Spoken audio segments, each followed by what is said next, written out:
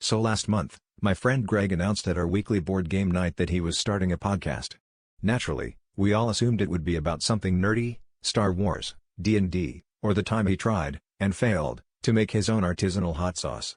But no, Greg looked us dead in the eye and said, "It's a podcast about silence." We all waited for the punchline, but he just sipped his LaCroix and nodded sagely, like he just invented meditation. A week later, Greg dropped the first episode. We gathered around his laptop in anticipation, only to be greeted by 30 minutes of uninterrupted silence. Not a single word, cough, or even the gentle hum of a fridge in the background. At first, we thought the file was corrupted, but Greg assured us it was intentional. He said his vision was to give listeners space to reflect, unwind, and really hear themselves think. I wasn't sure if I was supposed to meditate or check if my headphones were broken. The next week, he uploaded another episode. This one was titled Silence, but louder. It was, unsurprisingly, more silence. Still, Greg excitedly checked his stats and claimed he was getting traction. He said his podcast had received resounding applause from the ASMR community.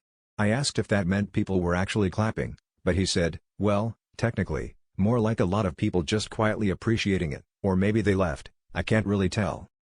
Then, last night, Greg hosted a live recording.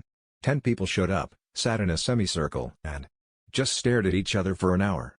At the end, Greg dramatically whispered, "Thank you for listening." There was a long pause, then someone in the back sneezed, another person coughed, and the rest shuffled out. Greg beamed and said, "See? My podcast draws both resounding applause and crickets. I guess you could say it was a soundless success."